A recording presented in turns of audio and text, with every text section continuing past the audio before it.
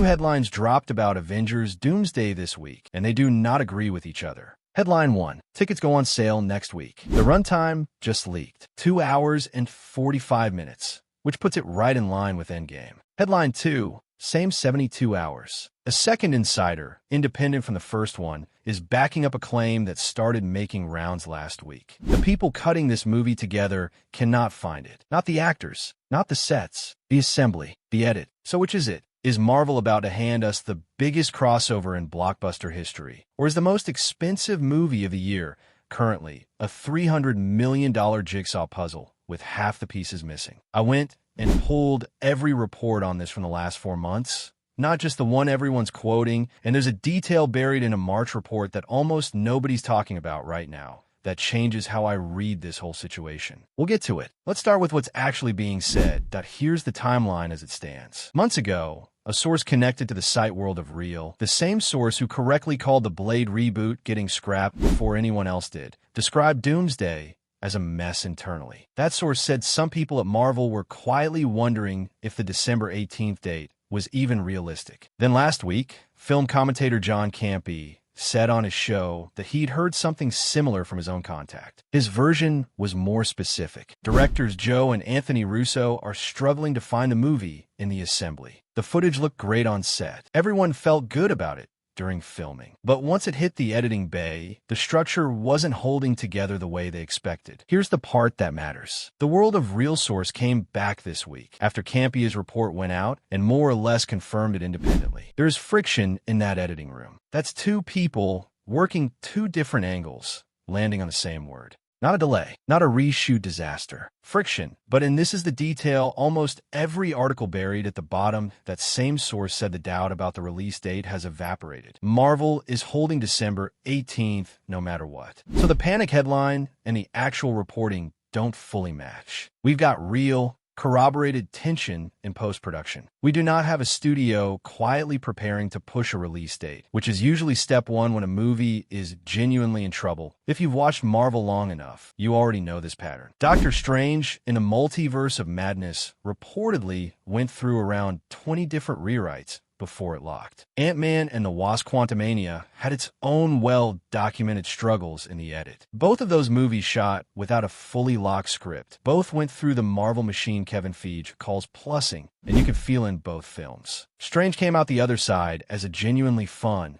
if messy, movie. Quantumania didn't survive the process nearly as well. The difference this time isn't the process. Marvel has run this exact playbook for a decade. The difference is scale. Doomsday is reportedly juggling something like 60-plus named roles across the Avengers. The New Avengers, the Fantastic Four, and the X-Men. And as of this week, there's chatter that Alfred Molina's Dr. Octopus is being added into that mix too, going up against Magneto. That is not a superhero movie anymore in the traditional sense. That's closer to trying to edit 3 separate ensemble films into one coherent runtime. At the same time, on a deadline that hasn't moved in years.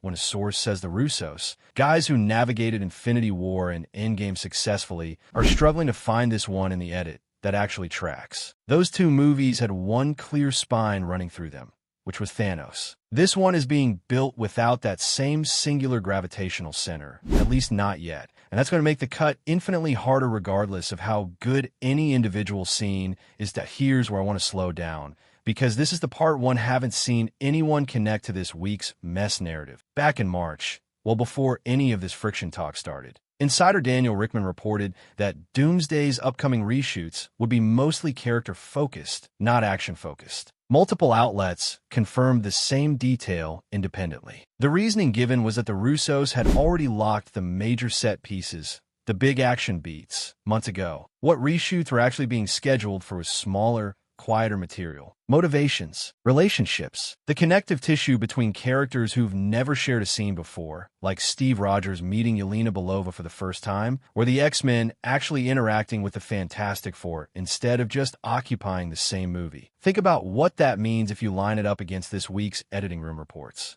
A movie that genuinely lacks structure, that genuinely didn't know what it was, would need reshoots to fix its ending or rework its action. That's not what was scheduled. What was scheduled was connective material The kind of thing you add once your skeleton is already standing and you're worried the muscles between the bones aren't strong enough yet. That's a very different problem than the film not knowing what it is. That's a film that knows exactly what it is and is worried the audience won't feel the relationships enough to care when the big moments land. Those are two completely different diagnoses, and right now, most of the coverage this week is treating this like it's the first one. Now, let's talk about the other piece of evidence nobody's weighing properly, which is the trailer description that leaked ahead of the Comic-Con panel later this month. According to the breakdown going around, the trailer reportedly opens on Dr. Doom alone in Latveria, walking past a painting of his dead wife and son. That's not marketing filler. That's a villain motivation being set up in the very first frame of the very first real trailer, which tells me Doom's arc has a defined emotional engine behind it, whatever else is or isn't working in the edit. The breakdown also reportedly includes Steve Rogers reuniting with Thor, who doesn't believe it's really him and has to be convinced, in a moment where Steve tells Yelena that Natasha considered her family, which by extension makes her his family too. Small emotional beats,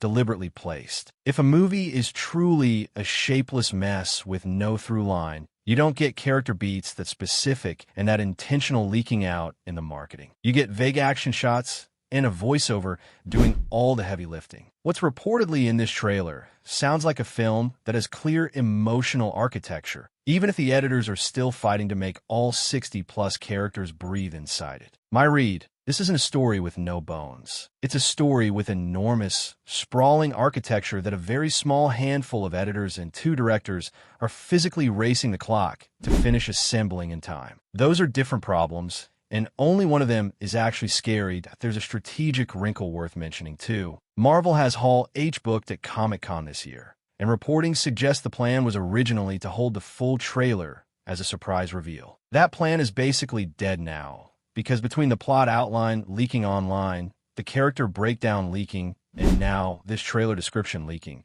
there's very little mystery left for Marvel to protect. So the strategy appears to be shifting from selling secrecy to just selling scale. 5 massive fan convention booths built around the film. Doom's throne room recreated in Shanghai. Executives teasing cast members on video calls. When you can't sell surprise anymore, you sell size. And that's exactly the pivot we're watching happen in real time. It also lines up with something else worth knowing. Reports indicate Disney believes Doomsday can clear $1 billion at the box office even without any IMAX screens, because Dune Part 3 locked up IMAX with the same release date. That's an enormous vote of confidence from the studio's own finance side, and studios don't typically project numbers that big for a film they privately think is falling apart. That here's the bigger picture, and it's the reason I think this story matters beyond just one movie. Doomsday isn't really being judged as a standalone film. It's the first half of a 2-part finale to a saga that's run for 6 years and has honestly had more misses than the Infinity Saga ever did. Secret Wars is already locked for December of next year, and everything about how that movie gets received depends on how people feel walking out of this one, not opening weekend numbers. Sentiment, the kind of goodwill that either builds toward an ending or quietly poisons it before it even starts. The same way Quantumania's reception hung over every Kong-related storyline that came after IT.SO. If the editing room friction resolves the way Marvel source says it will, and character-focused reshoots do what they're apparently designed to do, you end up with a movie that's overstuffed but emotionally grounded, which is honestly the best-case outcome for something this ambitious. If it doesn't resolve, if the connective tissue never actually lands and 60-plus characters just occupy the same screen without meaning to each other, that's a much bigger problem than one bad Tuesday at the box office. That's the entire multiverse saga ending on the same note it spent years struggling with. Too much plot, not enough people you actually care about. My honest take, the reporting this week is real. The friction is real, but the specific reshoot details from earlier this year and what's reportedly in that trailer both point toward a film that knows its emotional core, even if physically assembling 60-plus characters around that core is genuinely one of the hardest editing jobs in blockbuster history. I'd bet on this landing somewhere between Infinity War and Quantumania. Overstuffed, occasionally uneven, but with real weight in the moments that are supposed to matter. That's where I'm at with it. What I want to know from you is simple. Does a director-led studio like Marvel still earn the benefit of the doubt after a saga that's had this many stumbles, or has that trust already run out for you? Drop in the comments. I read all of them. If this kind of breakdown is useful to you, subscribing is the best way to make sure you catch the next one before the algorithm buries it. One more thing worth putting on the table, because it barely ever comes up when people talk about editing room drama. Somebody is actually the one sitting in that chair. And in this case, it's Jeffrey Ford. Ford cut Infinity War. Ford cut Endgame. He's been in the room with the Russos through the two hardest ensemble assemblies Marvel has ever attempted, and both of those turn out fine. That's not nothing. When people hear friction in the editing room, the image that comes to mind is chaos, somebody flailing, nobody knowing what they're doing. That's not really what's being described here. What's being described is one of the most experienced ensemble editors working today on his third attempt at this exact kind of movie, hitting the point in the process where the scale of the thing starts fighting back. That happened on Endgame too. Reports from that production talked about entire third-act sequences getting reworked in reshoots, timeline rules getting rewritten late, character beats getting added after the fact. Nobody remembers any of that now because the movie worked. Struggle in the edit bay isn't a red flag on its own. It's closer to a normal stage of how these movies get built. And the difference between a stage and a symptom is who's steering it. And on the character reshoot front specifically, Rickman's reporting from earlier this year got more specific than just character-focused. Hugh Jackman and Ryan Reynolds were reportedly booked for at least one additional scene together as Wolverine and Deadpool, and Florence Pugh and David Harbour were both reportedly back in as Yelena and Red Guardian. Small, targeted additions, not structural overhauls. That's consistent with everything else we've covered that I do want to push back on myself for a second, because it's worth asking whether any of this coverage even means what it says it means. Every single tentpole movie in the last decade has had a version of this story attached to it before release. A troubled shoot, a director fighting the studio,